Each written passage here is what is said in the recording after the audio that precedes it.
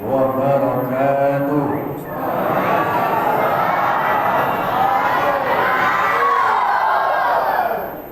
Assalamualaikum warahmatullahi wabarakatuh.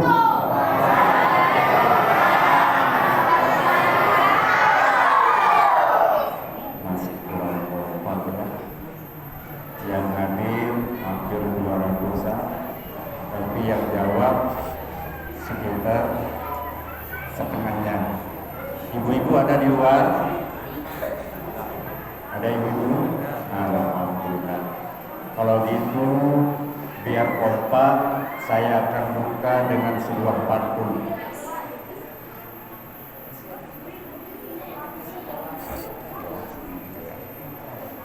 Bapak Haji Sulam jual udang. Bapak-bapak yang jawab salam saya mudah-mudahan lunas hutangnya. Amin ya rabbal alamin. Ibu-ibu barangkali tidak jawab salam saya sebagian, ada sebuah pantun buat ibu-ibu. Ibu Haji Sulam jual maga mana lagi? Ibu-ibu yang tidak jawab salam saya mudah-mudahan suaminya kawin lagi.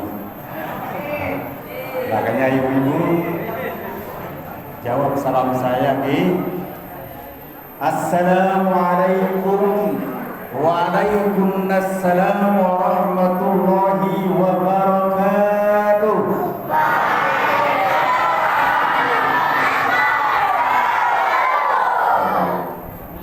Ibu-ibu yang paling keras ini takut terjadi. Alhamdulillah wassalatu wassalamu ala rasulillah wa ala alihi wa sahbihi wa mawala. Rabbi shrah li sadri wa yassir li amri wahlul 'uqdatam min lisani yafqahu qawli. Wa qala Allahu ta'ala fi kitabihil karim, a'udzu billahi minasy syaithanir rajim. Bismillahirrahmanirrahim. Alhaakumut takatsur hatta zurtumul maqabir ila akhiril ayat. Shadaqallahul azim. Amma ba'du. Yang sama-sama kita cintai, kita banggakan, abang saya, Bapak Kepala Desa Selante. Saya kenal beliau dari dulu, saya bersahabat dari dulu sama beliau. Yang saya cintai, yang saya banggakan, Bapak Kadus Batu Rasa. Yang saya banggakan, tokoh agama, tokoh masyarakat, imam masjid Batu Rasa. Yang saya cintai, saya banggakan, para hadirin hadirat, singkatnya hadirin hadirat yang dimuliakan Allah Subhanahu wa ta'ala.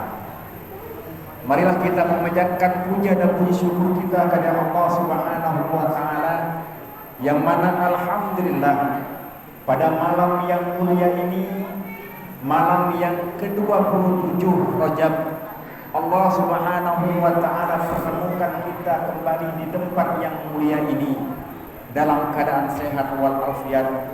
Mudah-mudahan hadirnya kita yang hadir di tempat yang mulia ini menjadi calon-calon penghuni surganya Allah Subhanahu wa ta'ala.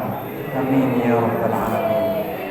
Salawat beserta salam kita haturkan kehadirat baginda Rasulullah sallallahu alaihi wasallam dengan ucapan Allahumma sholli ala sayyidina Muhammad. Mudah-mudahan hadirin yang dimuliakan Allah, kelak kita mendapatkan syafaat dari baginda Rasulullah sallallahu alaihi wasallam. Amin ya rabbal alamin. Para hadirin, bapak-bapak, abang-abang saya yang saya cintai, yang saya banggakan. Tadi hampir saya tidak bisa hadir di tempat yang mulia ini. Kenapa hadirin yang dimuliakan Allah? Tadi habis sholat zuhur saya mengisi di prode mengisi Isra dan Mi'raj Nabi besar Muhammad sallallahu alaihi wasallam. Setelah nyampe di rumah, subhanallah, yang namanya takbir Allah berikan ujian kepada diri saya berupa sakit kepala, wallahu alam seperti apa. Tapi doa saya, ya Allah, malam ini saya harus isi di Batu Rasak. Betapa kecewanya jemaah kami yang ada di sana. Ya Allah, sembuhkanlah saya. Kalau bisa sampai saya ngomong, ya Allah, kalau bulan-bulan ini jangan berikan saya sakit, ya Allah, saya ngomong begitu. Karena apa? Besok juga hari Jumat saya ngisi di SP4. Besok hari Sabtu juga saya ngisi di SP1. Dan malam Ahad insya Allah saya ngisi juga di PPM. Begitu banyak tugas yang kami akan laksanakan pada minggu-minggu ini. Makanya saya berdoa kepada Allah, ya Allah, sembuhkanlah saya supaya kami bisa menyampaikan risalahmu, ya Allah. Alhamdulillah, berkat doa saya dan barangkali doa sebagian daripada jemaah yang hadir di tempat yang mulia ini, alhamdulillah kita dapat bertemu dan berkumpul dalam suasana yang indah. Mudah-mudahan pertemuan kita ini dijadikan pertemuan yang mubarak, pertemuan yang berkah, pertemuan yang penuh dengan rahmat Allah Subhanahu wa taala. Amin ya rabbal alamin. Para hadirin yang dimuliakan Allah Subhanahu wa taala, pada malam ini disampaikan oleh abang saya Pak Kades tadi, kita sekarang akan memperingati Isra wal Mi'raj baginda Rasulullah sallallahu alaihi wasallam. Peringatan Isra dan Mi'raj diabadikan di dalam Al-Quran. Di dalam surat Al-Isra ayat 1, Allah Subhanahu wa ta'ala berfirman, A'udzu billahi minasy syaithanir rajim. Bismillahirrahmanirrahim. Subhanalladzi asra bi'abdihi lailan minal masjidil haram ilal masjidil aqsa alladzi barakna hawlahu linuriyahu min ayatina innahu was-sami'ul basir. Subhanalladzi asra, Maha suci Allah. Asra, yang memperjalankan hambanya. Siapa dia? Baginda Rasulullah sallallahu alaihi wasallam. Kapan? Pada sebagian malam. Beliau sebelum subuh sudah kembali ke alam jagat raya ini di Makkatul Mukarramah. Asra bi ahlihi lailan minal masjidil haram, berangkat dari Masjidil Haram ilal Masjidil Aqsa, sampai ke Masjidil Aqsa. Di mana Masjidil Aqsa, jemaah? Di Palestina. Minal Masjidil Haram ilal Masjidil Aqsa alladzi barakna hawlahu linuriyahu min ayatina innahu huwas samiul basir, kata Allah. Untuk apa? Linuriyahu, untuk kami berikan petunjuk akan sebagian kebesaran-kebesaranku, kata Allah. Para hadirin yang dimuliakan Allah, baginda Rasul berangkat dari Masjidil Haram sampai ke Masjidil Aqsa penuh dengan ujian. Dalam perjalanannya, di tengah perjalanan, tiba-tiba baginda Nabi di stop. Ya Muhammad, tunggu sebentar, wahai Muhammad, tunggu, dari sebelah kanan. Tapi Nabi tidak menoleh. Berangkat beliau, kemudian itu dipanggil, wahai Muhammad, berhenti sebentar Muhammad. Beliau pun tidak menoleh ke kiri.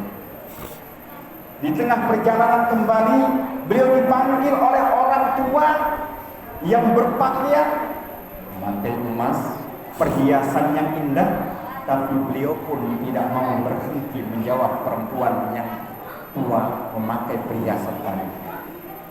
Hadirin yang dimuliakan Allah, setelah beliau nyampe di Baitul Maqdis ataupun Masjid Palestina yang berada di Palestina, kemudian apa yang terjadi? Hadirin dimuliakan Allah, wahai Muhammad, tahukah kamu panggilan yang tadi sebelah kanan? Wahai Muhammad, tahu nggak kamu siapa yang manggil di kanan? Seandainya kamu Muhammad berpaling ataupun melengok sebelah kanan, niscaya umatmu akan menjadi umat Yahudi semuanya. Kemudian sebelah kiri, andai pun kamu menoleh ke belah kiri wahai Muhammad, niscaya umatmu akan menjadi umat Nasrani semuanya. Dan yang tua tadi, perempuan yang sudah tua, berpakaian emas luar biasa, full dengan emas, itu adalah kalau kamu menjawabnya hai Muhammad, niscaya umatmu akan teler semuanya dengan kehidupan dunia. Itu ibarat yang diberikan oleh malaikat Jibril kepada baginda Rasulullah SAW. Sampai Masjidil Aqsa, kemudian beliau Mi'raj. Mi'raj artinya naik dari Masjidil Aqsa sampai langit pertama, langit kedua, langit ketiga, sampai ke Sidratul Muntaha. Apa tujuannya? Tiada lain dan tiada bukan perintah sholat yang 5 waktu yang sekarang ini kita laksanakan. Hadirin yang dimuliakan Allah, sholat yang 5 waktu. Kalau perintah puasa baginda Rasul terima di dunia. Kalau perintah zakat baginda Rasul terima di dunia. Kalau perintah haji beliau menerimanya di dunia. Tapi perintah sholat diambil perintah itu di Sidratul Muntahanya Allah Subhanahu wa ta'ala.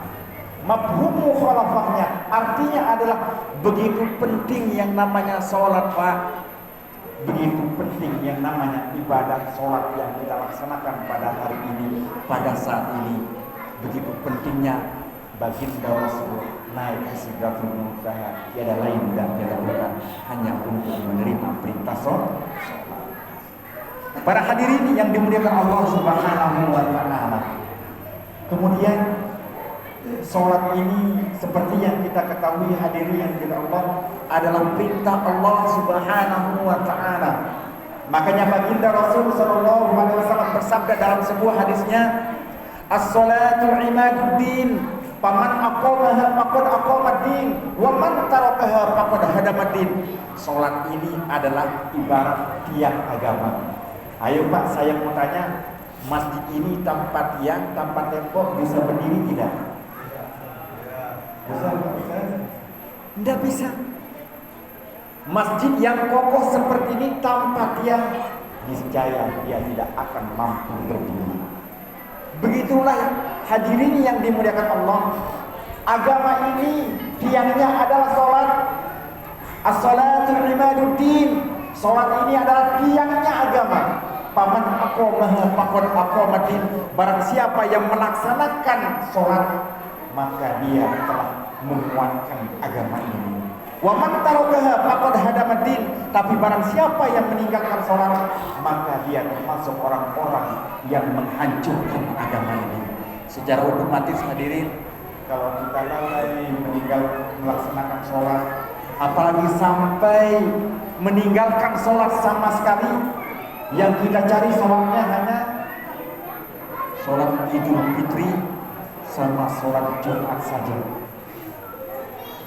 Yang kita cari, yang kita laksanakan adalah sholat Jumat sama Idul Fitri. Inna lillahi wa inna ilaihi raji'un. Zuhur bolong, asar bolong, maghrib bolong, isya kelewatan, subuh kelewatan. Yang dia laksanakan adalah sholat Jumat. Insya Allah di Batu Asam tidak ada yang begitu. Jemaah saya yang di sini taat tekun beribadah kepada Allah Subhanahu wa ta'ala. As-salatu imaduddin, faman aqamaha faqad aqamaddin, wa man tarakaha faqad hadamaddin. Hadirin yang dimuliakan Allah Subhanahu wa ta'ala, kalau toh memang ibadah sholat ini kewajiban kita kepada Allah Subhanahu wa ta'ala, ayo kita tanamkan kepada anak-anak kita.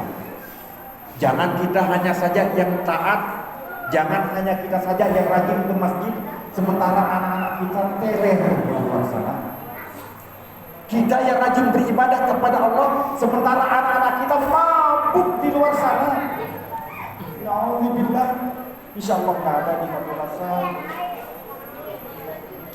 Kita yang tekun beribadah kepada Allah, anak-anak kita main narkoba di luar sana. Inna lillahi wa inna ilaihi raji'un. Ya ayyuhalladzina amanu qu anfusakum wa ahlikum nar wa quduhan nas wal hijarah 'alaiha malaikatun ghiladun shidadun la ya'suna Allah ma amarahum wa yaf'aluna ma yu'marun, kata Allah. Ya ayyuhalladzina amanu, hai orang-orang yang beriman, qu anfusakum wa ahlikum nar, jagalah keluargamu, jaga istrimu, jaga anak-anakmu, jangan kasih keliaran, kontrol dia. Pulang dari rumah, pulang ke rumah, nah sudah sholat nak, nah yang kita tanyakan, nak sudah makan nak, kalau bisa tanyakan, nak sudah sholat nak, baru kita tanyakan, nak sudah makan nak. Ku anfusakum wa ahlikum nar, jaga dirimu, wa ahlikum keluargamu, anak istri akan dimintai pertanggungjawaban oleh Allah Subhanahu wa taala nanti. Bapak-bapak, kalau istrinya tidak sholat, kita dituntut nanti di akhirat. Jangan Pak Ustaz Isa misalnya, beliau, saya alim katanya beliau, tapi istrinya tidak sholat misalnya, beliau akan dimintai pertanggungjawaban di hadapan Allah Subhanahu wa taala. Ku anfusakum wa ahlikum nar wa quduhan nas, mereka akan diazab dengan api neraka. Wa quduhan nas wal hijarah, yang bahan bakarnya api neraka itu adalah manusia dan batu. Allahu Akbar. Kita jadi bahan bakar api neraka. Hadirin yang dirahmati, wa quduhan nas wal hijaratu 'alaiha malaikatun ghiladun shidadun la ya'suna Allah ma amarahum wa yaf'aluna ma yu'marun. Yang namanya malaikat ini, hadirin yang dimuliakan Allah, bengis, malaikat yang luar biasa yang siap akan menghukum kita. Nauzubillah summa na'udzubillah.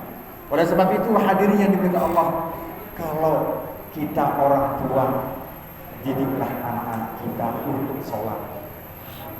Jangan sampai biarkan mereka, Pak, jangan sampai biarkan mereka keluyuran, Bu, tidak tahu apa pekerjaannya di luar, main HP, yang dilihat adalah film-film yang tidak jelas, film-film yang tidak benar. Inna lillahi wa inna ilaihi raji'un. Hati-hati, hati-hati, Pak. Anak kita generasi yang akan datang, muru auladakum bisalah wa hum bisab'i sinina, kata baginda Rasul. Ajarkan anakmu salat kapan? Wa hum bisab'i sinina, ketika mereka sudah berumur 7 tahun. Wadribuhum, dan pukullah anak-anakmu ketika sudah berumur 10 tahun. Kalau mereka tidak mau taat kepada kita untuk sholat, pukul dia, pukul dia. Tapi jangan mimpi, ya hadirin yang dimuliakan Allah, kita yang nyuruh anak kita untuk sholat, tapi bapaknya yang tidak sholat. Ini masalah. Insya Allah di Batu Rasa kita ada yang begitu di sana. Ayo nak sholat nak, tapi bapaknya main handphone. Azan. Ayo nak sholat nak, tapi ibunya main Facebook di sana. Batu Rasa, insya Allah.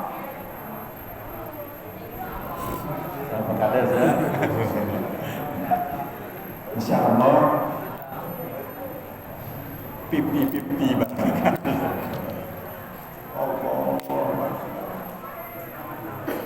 Kullukum ra'in wa kullu ra'in mas'ulun 'an ra'iyati. Setiap kalian, setiap kita pemimpin, wa kullu ra'in mas'ulun 'an ra'iyati, dan setiap pemimpin pasti akan dimintai pertanggungjawaban di hadapan Allah Subhanahu wa taala. Saya pemimpin bagi istri saya, Pak Kadus pemimpin bagi rakyat yang ada di Batu Rasak. Pak Kades adalah pemimpin bagi Selante, desa Selante, dan kita dimintai pertanggungjawaban di hadapan Allah Subhanahu wa Ta'ala. Tidak ada yang kita banggakan, hadirin. Makanya sholat mengajarkan kita untuk taat beribadah kepada Allah. Apa yang kita ucapkan? Bismillahirrahmanirrahim. Usolli fardhu. Kemudian apa yang kita katakan? Allahu Akbar. Apa artinya Allahu Akbar, hadirin? Allah Maha Besar. Apa artinya? Allahu Akbar. Allah Maha Besar. Kita sedang menghadap Allah Subhanahu wa Ta'ala. Pernah enggak kita bayangkan, hadirin, ketika kita sholat, yang paling berharga di tubuh kita ini apa? Kepala. Kalau saya ginikan Pak Ustaz Isa, beliau udah marah. Saya pukul giginya beliau udah marah. Saya pukul tangannya beliau udah marah. Tapi coba pukul kepala beliau, marah gak? Marah. Kenapa? Berharga. Kenapa? Mulia. Kenapa? Itu yang paling kita sayangi, paling hargai di tubuh kita ini. Tapi ketika Allahu Akbar, Allah yang Maha Besar, yang kita banggakan, yang kita jagokan, ini yang kita banggakan. Sujud tidak ada bedanya, maaf, dengan pantat kita yang berada di sini. Begitu hina-hinanya kita di hadapan Allah Subhanahu wa Ta'ala. Tidak ada apa-apanya kita. Kita tidak memiliki jabatan, kita tidak memiliki kekayaan, hanya itu semua. Sekarang kita diberikan kekayaan, sekarang kita diberikan jabatan, akan kita tinggalkan. Mohon maaf, Pak Kades, beliau tidak selama-lamanya jadi Kades. Beliau akan menjadi mantan Kades ke depan. 2 periode, 3 periode, selesai beliau. Saya selesai jadi kepala sekolah, kapan berakhirnya? Pak Ustaz Isa selesai jadi guru, 60 tahun, selesai. Semua kembali kepada Allah. Wa tilkal ayyamu nudawiluha bainan nas, kata Allah. Hari itu kami putar balikkan di antara manusia. Ada kalanya kita kaya, ada kalanya kita jaya, ada kalanya kita punya jabatan, ada kalanya kita kaya, ada kalanya kita gagah. Suatu saat tubuh yang gagah ini akan menjadi makanan cacing tanah. Ayo Pak, apa yang kita banggakan dalam hidup ini? Tidak ada. Oh, sekarang saya punya jabatan, jabatan sebentar lagi diambil sama orang. Harta, yang namanya harta, kalau bukan kita yang meninggalkannya, barangkali kita yang ditinggalkan oleh harta kita. Apa yang kita banggakan? Makanya Allahu Akbar, Allah Maha Besar. Manusia kecil di hadapan Allah Subhanahu wa Ta'ala. Hadirin yang dimuliakan Allah Subhanahu wa Ta'ala. Oleh sebab itu introspeksi diri kita. Makanya baginda Rasul sallallahu alaihi wasallam bersabda dalam sebuah hadisnya, "Idza kana yaumul qiyamah," nanti wahai umatku, apabila datang hari kiamat, kata baginda Rasul, "kharaja min jahannam syai'un," akan keluar dari neraka jahannam sesuatu, ismu Huraisy, namanya Huraisy. Min waladil Aqra. Huraisy ini dibuat oleh Allah Subhanahu wa Ta'ala dari anaknya kalajengking. Hari kiamat akan datang seekor kalajengking namanya Huraisy. Kemudian faqala Jibril, maka ditanya oleh Jibril, "Ila aina tadhhab ya Huraisy?" Wahai Huraisy, mau pergi kemana kamu wahai Huraisy? Kata Huraisy tadi, yang kalajengking tadi, yang panjangnya tuluhu bainas samai wal ard, yang panjangnya Huraisy itu kalajengking, panjangnya antara langit dan bumi. Pernah lihat kalajengking besarnya segitu, Pak? Paling-paling sebesarnya kelinci ini. Ada yang pernah lihat kelinci kalajengking? terlalu besar barangkali. Coba kalau kalian yang gigi kita di jagung, berapa kali saya digigit Pak? Allahu Akbar, tidak bisa kerja. Kalau jengkingnya sekecil ini, tapi nanti di akhirat besarnya panjangnya ada tulu bainas samai wal ardh, panjangnya dari langit sampai bumi panjangnya. Wa inna lillahi wa inna ilaihi wa arduhu minal maghrib ilal masyriq, dan besarnya adalah dari masyriq sampai maghrib. Allahu Akbar. Ya Allah, bagaimana besarnya hadirin yang Allah. Yang kecil aja kalau menggigit luar biasa. Kemudian ditanya oleh malaikat Jibril, ila aina tadhhab ya Huraisy, kemana kamu akan pergi wahai Huraisy? Azhabu ilal arasat, saya akan pergi ke pelataran padang mahsyar. Saya akan cari manusia-manusia durjana, manusia-manusia yang ingkar. Saya akan mencari 5 orang yang waktu hidup dirinya pekerjaannya menentang Allah Subhanahu wa Ta'ala. Allahu Akbar. Hati-hati Pak, jangan sampai kita termasuk yang 5 ini. Kalau termasuk yang 5 ini, barangkali siap-siap nanti, siap-siap ilmu kita besok. Ila khamsati nafar, saya akan cari 5 orang yang hidup di dunia melanggar perintah Allah Subhanahu wa Ta'ala. Saya akan cari dia. Al-awwal, pertama, siapa mereka yang akan saya cari, kata Huraisy tadi? Al-awwal tarikus sholat. Yang pertama saya akan cari adalah tarikus sholat, manusia-manusia umat Muhammad SAW yang senang meninggalkan ibadah sholat. Saya akan cari yang pertama adalah manusia yang senang suka meninggalkan sholat, yang kewajibannya kepada Allah Subhanahu wa Ta'ala. Yang pertama saya akan cari manusia yang meninggalkan sholat. Ya Allah, terkadang Pak, kita sibuk di jagung kita sibuk di lahan kita sibuk di kandang sapi kita. Ya Allah, sampai meninggalkan sholat. Ibadah rasa insya Allah tidak ada yang begitu di sana. Kalau ada, siap-siap. Kalau ada, siap. Sudah siap kira-kira? Kalau ada, siap-siap dicari oleh Quraisy nanti. Misalnya, tapi kalau kita orang yang taat, ya Allah. Al-awwal tarikus sholat, yang pertama orang yang suka meninggalkan sholat dicari nanti. Oh, si Fulan, si A meninggalkan sholat, dimakan oleh Quraisy tadi, digigit oleh Quraisy tadi. Kalau jengking yang kecil saja tadi digigit 1 kali, subhanallah, hampir pingsan kita. Apalagi yang panjangnya sepanjang langit dan bumi. Inna lillahi wa inna ilaihi raji'un. Yang kedua, wasani, siapa mereka? Mani'uz zakah, orang yang tidak mau mengeluarkan zakat mal, zakat hartanya. Dapat jagung 10 ton, tidak mau mengeluarkan zakatnya.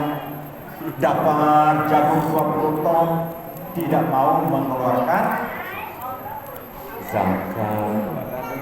Hati-hati Pak,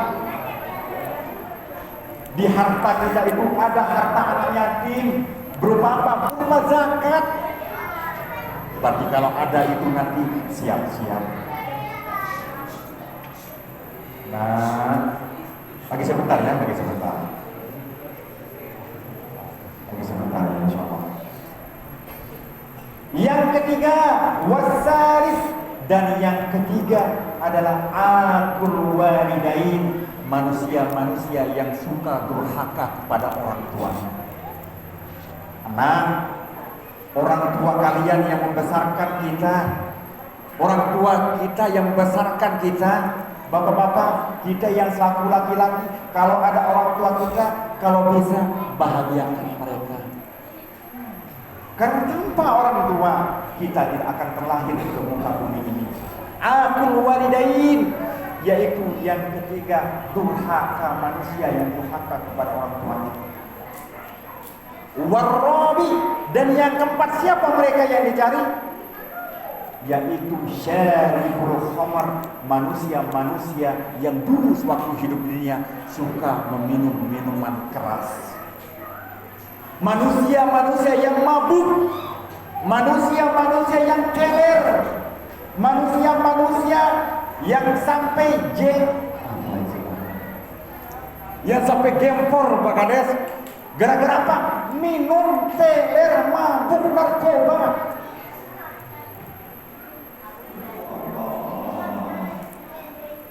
Narkoba, ya Allah.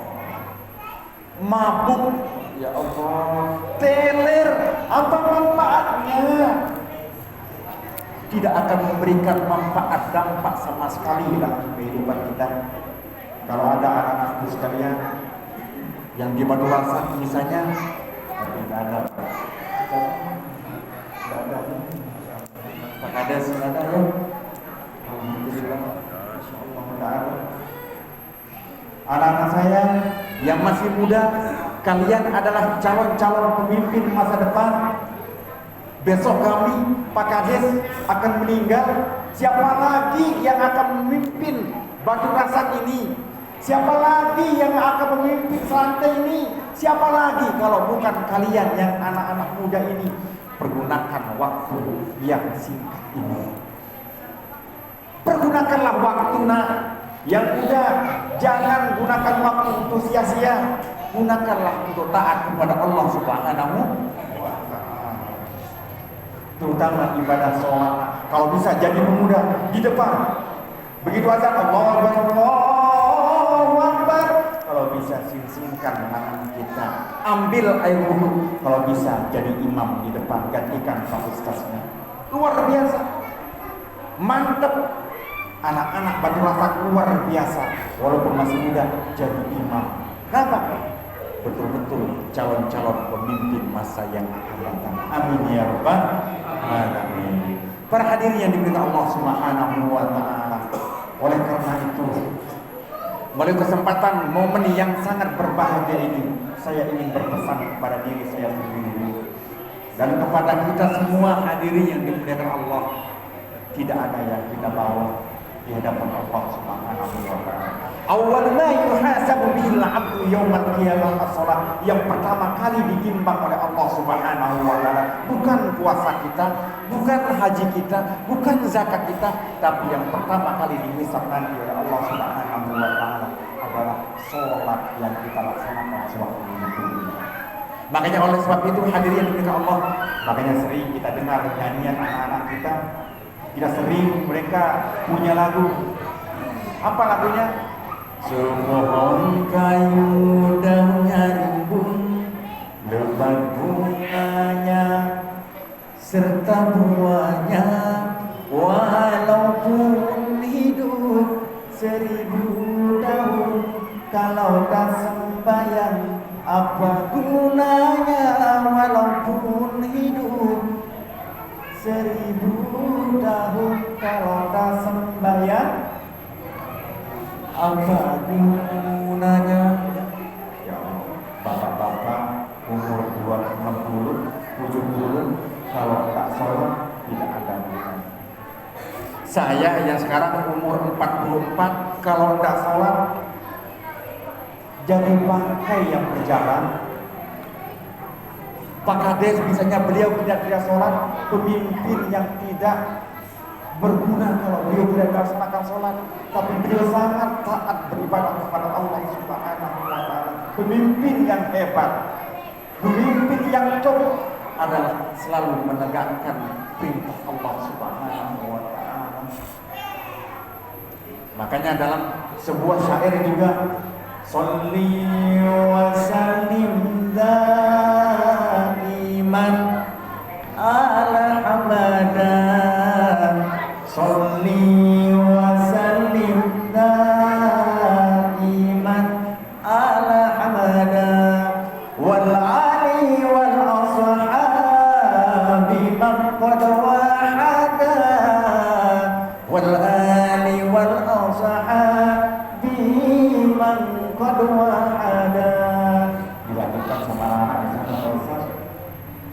sayang, sungguh sayang, ganteng-ganteng tak sembahyang. Sayang, sungguh sayang, ganteng-ganteng tak sembahyang. Nabi Yusuf ganteng, dia bersembahyang. Nabi Yusuf ganteng, dia bersembahyang. Sayang, sungguh sayang, cantik-cantik tak sembahyang. Siti Fatimah cantik, dia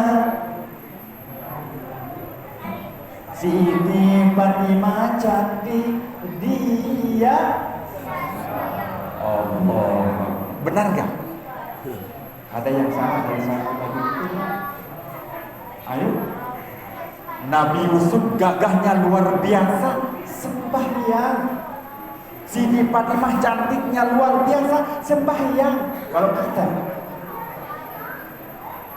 maaf, ukuran muka kita pas-pasan, enggak mau sholat, inna lillahi wa inna ilaihi raji'un. Kita sama-sama lagi sekali. Sholli wa sallim daiman ala abada. Sholli wa sallim iman ala abada. Wal ali wal ashabi man qad wahada. Wal ali wal ashabi man qad wahada.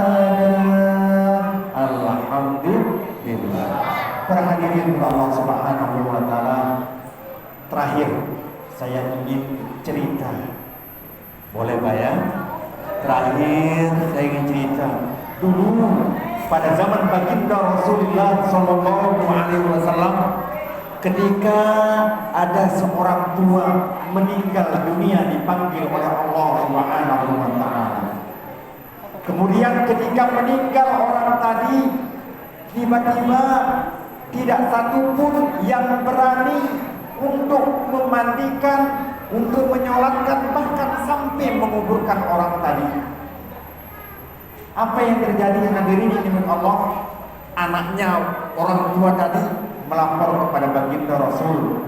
Ya Rasul, orang tua saya, bapak saya meninggal dunia, tidak ada satupun yang urus. Akhirnya diutuslah Sayyidina Abu Bakar dan Umar kepada orang tadi. Setelah nyampe di sana, dilihatlah orang tua tadi yang meninggal dunia. Subhanallah, Abu Bakar dan Umar terkejut. Tiba-tiba muka wajah orang yang meninggal tadi, mukanya persis, mukanya kayak babi. Muka kayak babi. Kalau bahasa Sumbawanya apa babi? Bawi. Oh bawi ya Pak Kades ya? Oh sama, Lombok juga bawi, sama berarti. Mukanya persis kayak babi. Kemudian terkejut Abu Bakar dan Umar kembali kepada baginda Rasul. Ya Rasul, salah satu umatmu saya kunjungi, mukanya seperti babi. Akhirnya apa yang terjadi hadirin yang dimuliakan Allah? Baginda Rasul bergegas bersama Abu Bakar dan Umar ingin menyaksikan orang yang tadi mukanya seperti babi. Betul, setelah nyampe di sana, apa yang terjadi? Manusia tadi ditemukan oleh baginda Rasul, mukanya persis seperti babi. Tapi ngepet barangkali, Ustaz ya, begitu. Mukanya seperti itu, hitam legam. Apa yang terjadi? Apa yang terjadi? Baginda Rasul angkat tangan, berdoa kepada Allah, Ya Allah, kembalikan hamba-Mu seperti sedia kala.